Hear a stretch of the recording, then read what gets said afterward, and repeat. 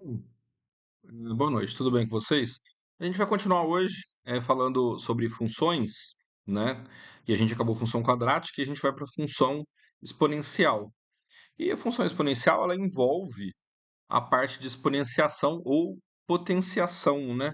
Então, antes de falar um pouquinho sobre funções exponenciais, eu falo antes ainda sobre equações exponenciais e antes ainda eu falo um pouquinho sobre potenciação ou exponenciação, que é essa ideia de ter um número ali em cima do número, né?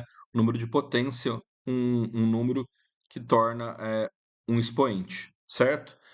Bom, vamos, vamos começar então. Então, olha só, primeira coisa, a gente dá o nome para as equações através da operação que é feita na variável independente, que é o x, certo? Então a gente viu a equação de primeiro grau, certo? A gente viu que uma equação que tem esse formato em que eu faço operações aritméticas em cima do x apenas, ou seja, eu multiplico, divido, somo ou subtraio, esse tipo de equação é chamada de equação exponencial.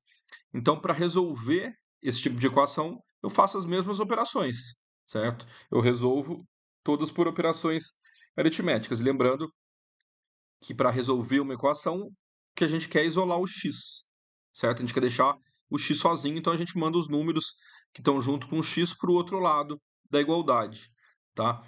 E aí a gente sempre vai fazer as operações que são inversas, né? As operações em pares, né?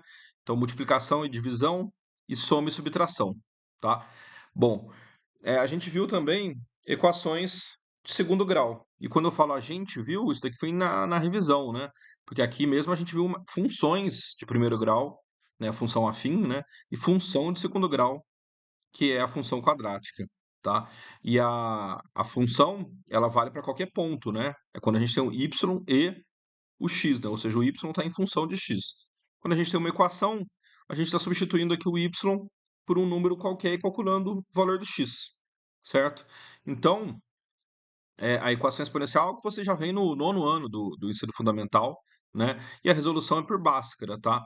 A gente vê a resolução de uma equação de segundo grau através de uma fórmula, mas a ideia básica o que que é? É tirar uma raiz quadrada, né? A raiz do delta, né? Ali é a parte mais importante, o resto é aritmético, é multiplicação, subtração ou divisão e multiplicação. O que é diferente ali é a raiz, por causa do quadrado, né? Então, o quadrado e raiz, a gente vai ver um pouco mais para frente, eles são pares de operações, tá? Depois, a gente tem esse tipo de equação aqui, que é chamada de uma equação exponencial. Por quê? Porque o x, que é a nossa variável independente, está lá no expoente, certo? Então, esse tipo de equação aqui, em que para eu isolar o x eu preciso tirar ele lá de cima, né? É chamado de uma equação exponencial, tá? A gente vai ter um método bastante simples para um caso muito particular que eu vou mostrar para vocês que a gente consegue resolver, mas o mais geral, né, para a gente resolver é uma função chamada logaritmo, né? Porque o logaritmo ele tá para equação exponencial, né, ou para um expoente, assim como a raiz quadrada tá para o quadrado, tá? Eles são operações inversas que vão se cancelar, certo? E isso a gente vai ver um pouquinho mais para frente nessas próximas aulas aí, tá? Bom, mas eu sempre contextualizo um pouco para vocês para mostrar por que que a gente estuda é, esse tipo de relação, né? Tanto nas funções quadráticas, mostrei um exemplo, tem o exemplo de, da fórmula de posição de um objeto quando está com aceleração constante, ou mesmo no caso das funções de primeiro grau, né, o exemplo do preço da gasolina, tudo isso é uma forma da gente contextualizar, entender da onde vem esse tipo de relação, tá? E aí uma das formas que eu tenho de contextualizar as funções exponenciais e por consequência as equações exponenciais, né, que é quando tem um valor numérico envolvido, né, é uma da- é, são é a parte de matemática financeira de juros compostos, né? A gente, tem dois tipos de juros, né? Que são os juros simples e os juros compostos. O juros simples, acho que vocês nunca vão ver sendo aplicado na vida real, né? Porque o juros simples ele é só aplicado em cima do dinheiro que você deve inicialmente, né. Eh, quando você deve um dinheiro, devo R$ 100, tudo que você dever vai ser sempre em cima desse mesmo valor inicial, desse 100, tá. Não importa se você está devendo há 1 mês ou 20 meses, é sempre em cima do que você ficou devendo. Os juros compostos não, eles vão se acumulando. Então se você deve 100, passou a dever 105, a próxima dívida sua vai ser cobrada em cima de 105 e não em 100, tá? E eu vou mostrar por que que isso vira uma equação exponencial, uma função exponencial, tá? E aí, quando a gente fala de juros compostos, né, que seria uma ideia aí de um dinheiro desvalorizando, mas é a mesma ideia quando você tem uma taxa de rendimento, né? Então, pode ser uma dívida ou um dinheiro investido, certo? Então, se eu tenho um capital inicial, né, um dinheiro qualquer, que é investido a uma taxa de rendimentos I, né? Esse I ali é a taxa de rendimento, 1%, 2%, dado em porcentagem. Ela vai gerar um montante, né? O montante é o seu dinheiro que está crescendo, né? A partir de um dinheiro inicial, né? Então, o inicial é o capital inicial e depois esse dinheiro vai virando um montante, né? E esse dinheiro ele vai rendendo ao longo de um tempo T dado qualquer, né? Esse tempo T ele é dado em intervalos de acordo com que essa taxa vence, né? Por exemplo, se é de mês em mês, então o T ali vai ser dado em meses, né? 1 mês, 2 meses, 3 meses, né? Porque não tem valor intermediário, né? Necessariamente. Bom, a fórmula, não sei se vocês já viram essa fórmula aqui de matemática financeira, de juros compostos, é dada dessa forma aqui, ó. O montante é igual ao capital vezes 1 mais I, lembrando que o I, essa taxa, o juro, né, a taxa de rendimento aí é uma porcentagem elevado ao tempo t, o número de vezes que o juro foi aplicado, tá? Bom, é, esse tipo de função aí é uma função exponencial, tá? Primeiro, por que que é uma função? Porque tem duas variáveis, tá? Lembrando que tanto o capital inicial quanto a taxa de juros são números, né? São dados que vão ser fornecidos, né? O que varia aí é o tempo e o montante, tá? Então, esse montante ele varia em função do tempo. Então, ele é uma função do tempo, tá? Eu poderia fazer um gráfico em que o eixo vertical, ao invés de colocar y, eu vou colocar m, e o eixo vertical, desculpe, o eixo horizontal, que a gente geralmente chama de x, seria o tempo aí, tá? Em física, por exemplo, o eixo horizontal geralmente é o tempo, né? E essa função é uma função exponencial porque o tempo está lá em cima, ó, o tempo está lá no expoente, certo? Então ela é chamada de uma função exponencial.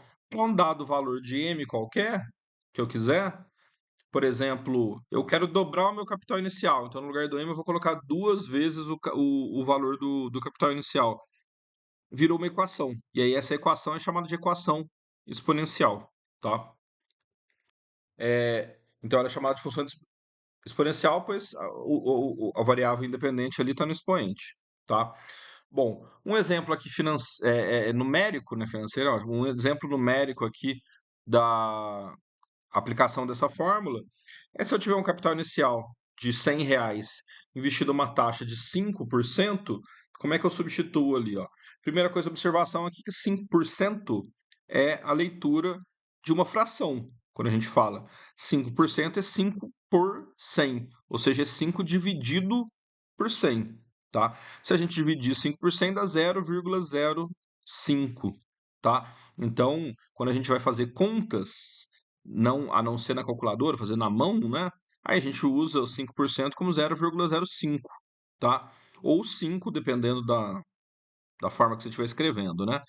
Mas na calculadora, às vezes tem esse porcentagem ali, né? Então você usa os 5% como sendo 5, indicando que é uma porcentagem, né? Mas lembre-se sempre que quando a gente fala em porcentagem, ela é uma fração, e falar 30% é 30 dividido por 100, tá? 20% é 20 dividido por 100, assim como 5% é 5 dividido por 100. Então, olha só, se eu tenho 100, essas setinhas estão indicando as passagens de tempo. Se eu começo com 100 aqui, esse é o meu valor inicial, a primeira vez que render juro em cima desse 100, o que que vai acontecer? A gente vai aumentar em 5%. Aumentar em 5% significa eu preservo meu 100 inicial, 100 mais 5% aplicado em cima de 100. E aí vocês provavelmente fazem porcentagem como uma regra de 3, mas fazendo por uma regra de 3, vocês vão cair nessa multiplicação, que é a multiplicação da porcentagem vezes o número. Então, quanto é 5% de 100? Né? É 5% vezes 100. Tá? E como 5% é 5 dividido por 100, fica 5 dividido por 100 vezes 100.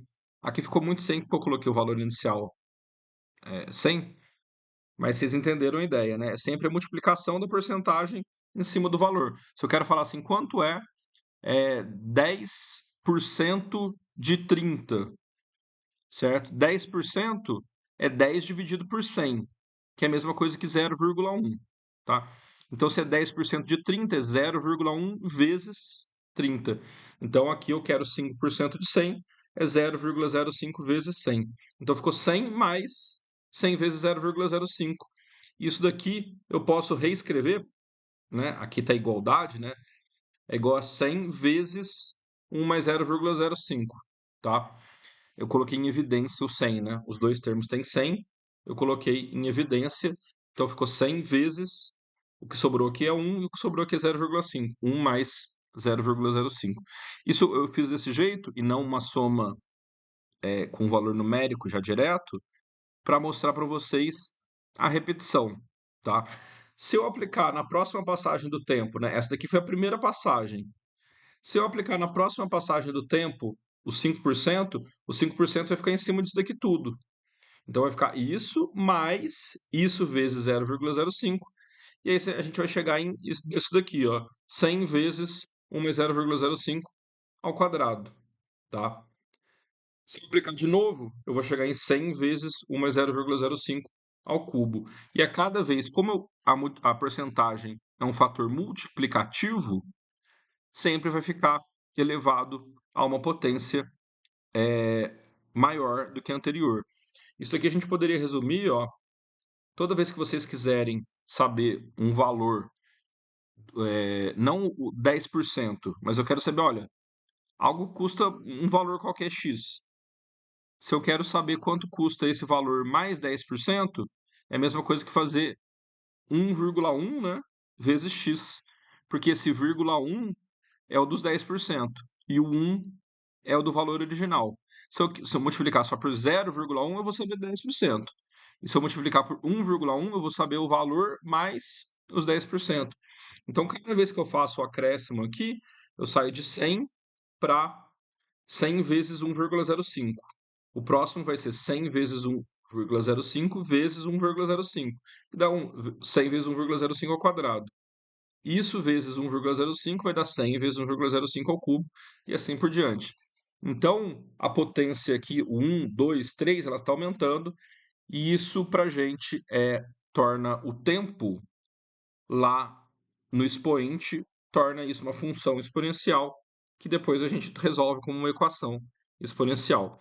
Colocando aqui em termos das letras, o c vira c vezes 1 mais i, depois 1 mais i ao quadrado, 1 mais i ao cubo e assim por diante. Então, isso daqui é um exemplo para a gente contextualizar da onde aparecem funções exponenciais, tá? A gente poderia falar também de espalhamento de vírus, né? A gente viu no caso da pandemia, né?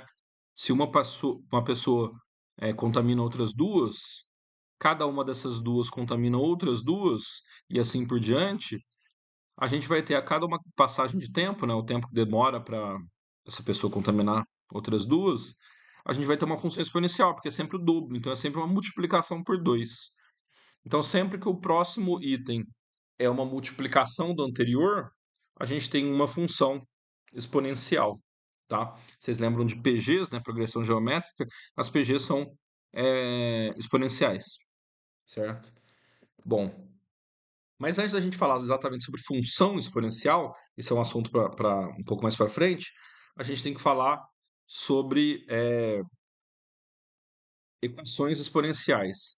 Então, eu tinha falado ali no primeiro slide que um exemplo de uma equação exponencial é 3 elevado a x igual a 5. Ela é uma equação exponencial porque o x está lá em cima, tá? Está na potência ali, está no expoente, certo? Bom, só que eu vou dar um exemplo um pouco mais fácil, porque esse 3 elevado a x igual a 5 é um pouco mais difícil de resolver.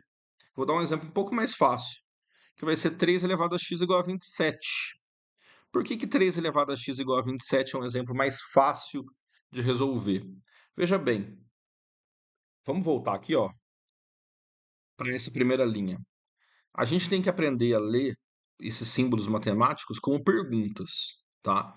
Então, quando eu falo que 3 elevado a x é igual a 5, qual que é a pergunta que eu estou fazendo? Eu estou fazendo qual que é o número que eu preciso elevar ao 3 para ele chegar em 5, tá? Eu sei que se eu fizer 3 ao quadrado, 3 vezes 3 é 9. Então, esse número x ali tem que ser um número menor do que 2, tá? Vocês devem saber que existem esses expoentes aí, números quebrados, né? Números que não são só os números inteiros, né? Então, essa pergunta me dá uma resposta aproximada. Eu não sei exatamente o valor exato, mas eu tenho uma resposta, uma ideia da resposta. 3 elevado a 1 é o próprio 3, 3 ao quadrado é 9, então para 3 elevado a x ser 5, eu estou no meio do caminho, tá? Entre 1 e 2. Tá? Então x deve valer entre 1 e 2. Tá? Se eu pegar um caso em que eu consiga saber exatamente, fica mais fácil da gente entender. Então, olha só, 3 elevado a x igual a 27. 27 eu posso escrever como uma potência de 3, tá? Então, 3 ao cubo é 27. Por que que 3 ao cubo é 27? Porque 3 vezes 3 vezes 3 é 27. Ó, 3 vezes 3 é 9, 9 vezes 3 é 27. Então, se eu falo que 3 elevado a x é igual a 27, a pergunta é qual é o número que eu preciso elevar ao 3 para chegar em 27? E a resposta é 3, porque 3 vezes 3 vezes 3 dá 27. Então, se eu escrevo essa segunda linha, o 27, de maneira que ele está escrito em formato de potência, fica claro comparar esses dois lados. Olha, eu tenho uma igualdade em que na esquerda eu tenho uma base, que é o 3 elevado ao x, e na direita eu tenho uma base que é o mesmo 3 elevado a uma outra potência, que é o 3. Para que esses dois lados sejam iguais, como as bases já são iguais, os expoentes têm que ser iguais também. Então, a parte lá de cima fica x igual a 3, é a única forma. O x não pode ter outro valor ali. Eu não posso falar que 3 elevado a 4 é igual a 3 elevado a 3. A gente sabe que está errado. Então, 3 elevado a 3 é igual a 3 elevado a 3, logo x igual a 3. Então, para quando a gente consegue escrever esse número da direita em formato de potência, a gente consegue resolver facilmente equações exponenciais. E aí, por isso, nesse mundo de equações exponenciais e de funções exponenciais, esses formatos aqui, ó, de 3 ao cubo, né, é importante para a gente, tá? Então, por isso que a gente vai falar um pouquinho sobre essas potências de expoente natural. Lembrando que um expoente natural, um número natural, é 0, 1, 2, 3, 4, 5, 6, 7. São os números inteiros que não são os números negativos, tá?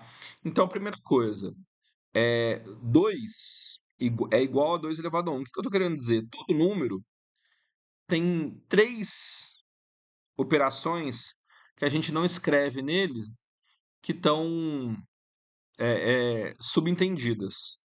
Se eu multiplico 2 vezes 1, o resultado é 2. Então eu não preciso escrever ali 1 vezes 2, né? Já está subentendido isso. A mesma coisa com a divisão. 2 dividido por 1 é 2, então eu não preciso escrever ali. E a mesma coisa é a potência.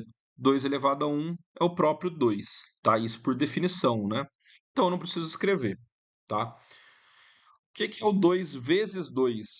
É o 2 ao quadrado, tá? Então, 2 ao quadrado é um quadrado de lado 2, tá? Cuja área é um lado vezes o outro, é 2 vezes 2, né? Por isso, 2 ao quadrado. A gente sabe que 2 vezes 2 é 4, então 2 ao quadrado é 4.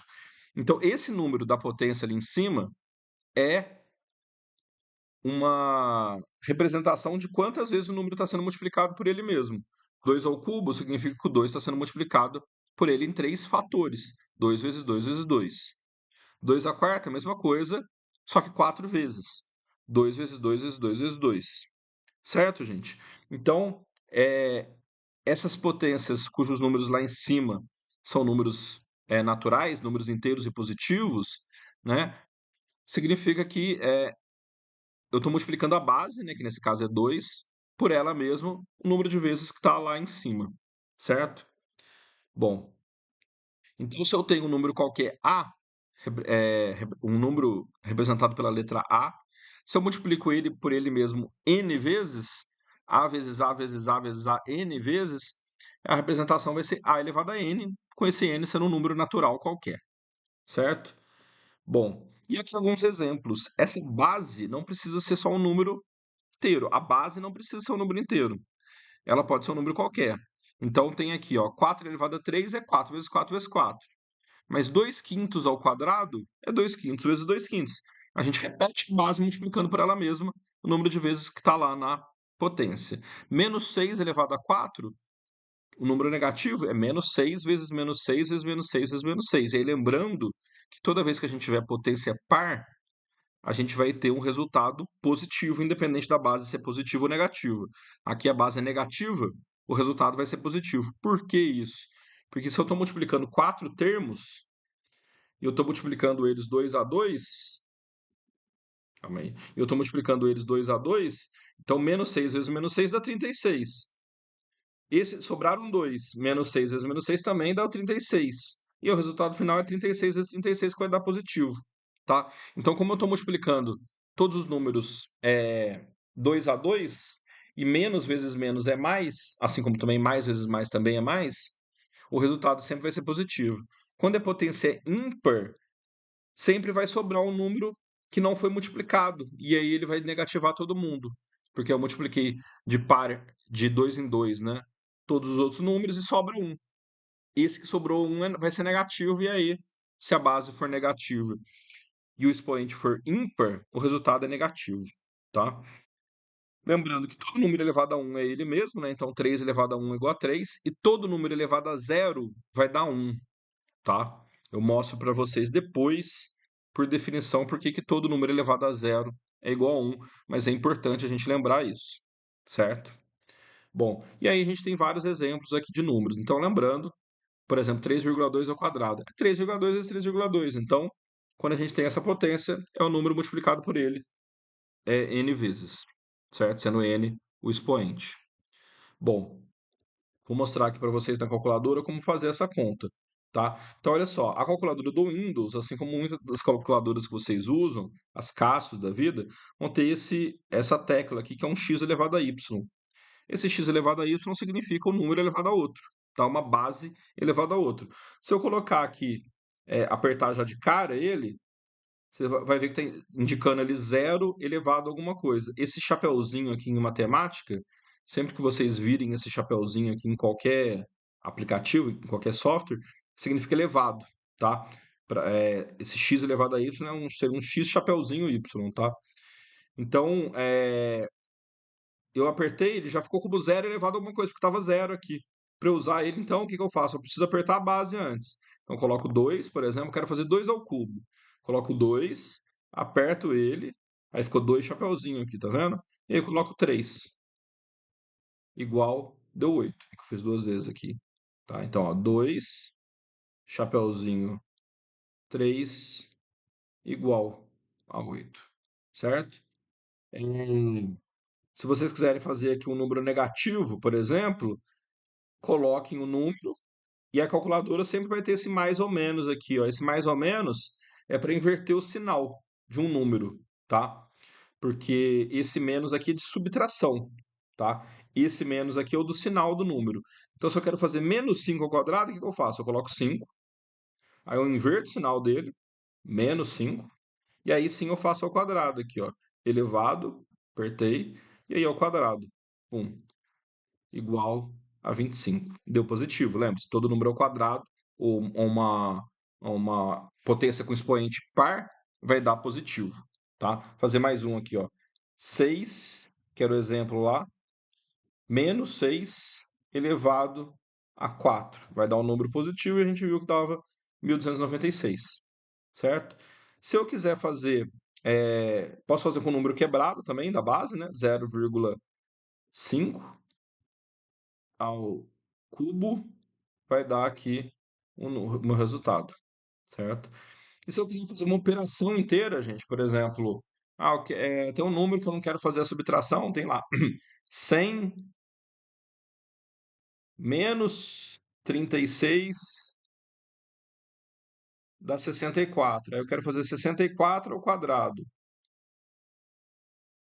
Vai dar 4.096. Ao invés de fazer isso, você pode fazer a conta já ao quadrado de uma vez. Só que aí você precisa colocar entre parênteses para mostrar que está todo mundo ao quadrado. Então eu abro parênteses, coloco 100 menos 36, fecho parênteses, todo mundo ao quadrado vai dar o mesmo resultado. Certo, gente? Então é isso. Na calculadora a gente consegue usar essa teclinha aqui para mostrar essa potenciação.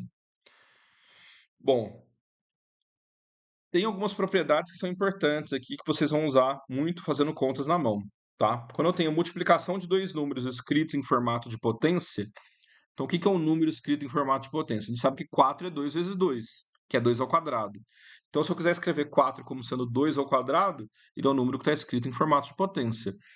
Então, sempre que vocês virem uma base elevada a um outro número, 2 ao cubo, 5 ao quadrado, 7 à quarta, isso é um número escrito em formato de potência, porque aquilo ali é um número, né? Se você fizer aquela conta, você chega num número escrito de maneira normal, tá? E eu posso fazer essa multiplicação de dois números escritos em formato de potência, se a base for a mesma, ali na primeira propriedade, a elevado a m vezes a elevado a m, o que é comum ali é o número de baixo, que é a base. Então eu mantenho a base e somo os expoentes, tá? Se eu quiser dividir as bases forem iguais, eu mantenho a base e subtraio os expoentes. Se eu tenho uma potência dentro de que está uma potência em que a base é representada por uma multiplicação, eu posso separar esses dois números. Quando é soma, não. Você sabe que a mais b ao quadrado é diferente de a ao quadrado mais b ao quadrado, tá? Mas quando eu tenho a vezes b tudo ao quadrado, aí sim eu posso fazer a ao quadrado vezes b ao quadrado. Então, se eu tenho a vezes b elevado a n, isso daqui é a mesma coisa que a elevado a n vezes b elevado a n, e a mesma coisa na divisão. Então, quando eu tenho uma multiplicação ou uma divisão, tudo elevado a uma potência, é só separar e fazer separado, dá tranquilo. E a quinta ali também é bem importante para a gente, quando a gente tem uma potência dentro de uma outra potência. Eu tenho a elevado a m, tudo isso elevado a n. Isso é a mesma coisa que eu multiplicar esses dois números lá de cima, m vezes n. Tá? Eu mantenho a base e multiplico os dois números lá de cima. Vamos ver aqui uns exemplos numéricos disso. Ó. Multiplicação de dois números escritos em formato de potência. Tá? Então, 2 ao quadrado vezes 2 ao cubo, os dois números têm a mesma base, que é o 2. Então, eu mantenho a base e somo os expoentes. Então, 2 elevado a 2 mais 3 dá 2 elevado a 5. Multiplicação de 3 a quinta vezes 3 à sétima. Eu mantenho o 3 da base e somo os expoentes. 5 mais 7 dá 12. Na divisão, eu mantenho a base e subtraio os expoentes. Então fica 6 menos 4. Lembrando que isso daqui a gente só está fazendo quando os dois números envolvidos têm a mesma base, tá? Se eu tenho uma base que é uma multiplicação, eu tenho 2 vezes 3 elevado a 4, óbvio que a gente sabe que 2 vezes 3 é 6, tá? Então eu posso fazer o 6 elevado a 4, mas eu também posso fazer o quê? A potência distribuída para os dois números ali. Então fica 2 a quarta vezes 3 a quarta é a mesma coisa. Ou na divisão também é a mesma coisa. Se eu tenho 10 dividido por 2 ao quadrado, isso daqui é a mesma coisa que 10 ao quadrado dividido por 2 ao quadrado. Isso a gente usa muito quando a gente tem problemas literais, problemas com letras, né, com incógnitas ali, ou com variáveis no meio, tá? Então a gente costuma usar essas propriedades, essas duas últimas propriedades aqui bastante nesses casos, certo? Ou, por exemplo, mesmo em problemas mais básicos, quando eu tenho assim 2x tudo isso ao quadrado. O que que é 2x tudo isso ao quadrado? É o 2 ao quadrado e o x ao quadrado. Então, 2x tudo isso ao quadrado significa 4x ao quadrado, certo? Bom, e no último exemplo ali, quando eu tenho uma potência dentro de uma outra potência, ou seja, eu tenho 5 ao quadrado, tudo isso ao cubo. certo? Isso é a mesma coisa que eu manter a base, que é o 5, e multiplicar os dois expoentes, 2 vezes 3, que dá 6. Então, 5 ao quadrado, tudo isso ao cubo, é a mesma coisa que 5 à sexta, certo? Então, essas propriedades são bem importantes para a gente. Elas servem para números naturais, mas depois a gente vai mostrar que elas servem também para números que não são naturais, números quebrados. Essas propriedades continuam valendo, certo? Bom, e aí, gente, algumas das potências mais comuns é bom a gente meio que ter de cabeça. É óbvio que eu coloquei aqui, tipo, 5 a sexta, que é o último número, que é um número grande, isso aqui a gente não usa muito. Mas até o cubo aqui, a quarta, é bom lembrar, certo? De- do, pelo menos os primeiros números. Eu coloquei aqui até 5, mas 6, por exemplo, 6 ao quadrado, 7 ao quadrado, 8 ao quadrado, isso aí é bom lembrar, tá? Então, só algumas observações. Lembrando que a primeira linha aqui é todo mundo elevado a zero. E sempre que o número for elevado a zero, vai dar 1. Por que que o número elevado a zero vai dar 1? Tá? É só você pensar. Lembra aqui, ó, voltando aqui na propriedade, vou voltar aqui para a propriedade, que quando a gente divide dois números que têm a mesma base, é a mesma coisa que a gente manter a base e subtrair os expoentes. Então, se a gente dividir dois números que são iguais, por exemplo, vou dividir 2 ao cubo por 2 ao cubo. O que que a gente vai ter aqui? É a mesma coisa que 2 elevado a 3 menos 3. O que que é 2 elevado a 3 menos 3? 3 menos 3 dá zero, então é 2 elevado a zero, tá? Só que quando a gente divide um número por ele mesmo, vai dar sempre 1. Lembra que 2 ao cubo é 8. Quanto que é 8 dividido por 8? Eu tenho 8 chocolates dividido por 8 pessoas. Dá 1, certo? Então, 2 elevado a zero é a mesma coisa que 1. Ou seja, qualquer número elevado a zero, isso poderia mudar a base para um número qualquer representado por uma letra A, tá? Então, se eu divido A elevado a M dividido por A elevado a M de novo aqui, ó, nessa propriedade aqui, em vez de aqui embaixo ter escrito N de nariz, tivesse escrito M, aqui em cima ficaria M de Maria menos M de Maria. M menos M dá zero, então A elevado a zero vai dar 1, porque o número dividido por ele é 1. Então é por isso que o número elevado a zero sempre dá 1, certo? E é por isso também que a gente não faz zero elevado a zero, porque zero elevado a zero significaria dividir zero por zero, tá? E dividir zero por zero não dá certo, porque a gente nunca divide nenhum número por zero, ó. Lembre-se da propriedade aqui, ó. A parte de baixo, o denominador nunca pode ser zero, certo? Bom, então, é bom lembrar esses números aqui, ó. Então, os números elevados a zero são um sempre. Um elevado a qualquer coisa é um, porque um ao cubo é um vezes um vezes um. Um à quarta é um vezes um vezes um vezes um. Qualquer número elevado a um, desculpa, um elevado a qualquer outro número vai dar um sempre. Certo, gente? Pessoal, era isso. Obrigado, viu?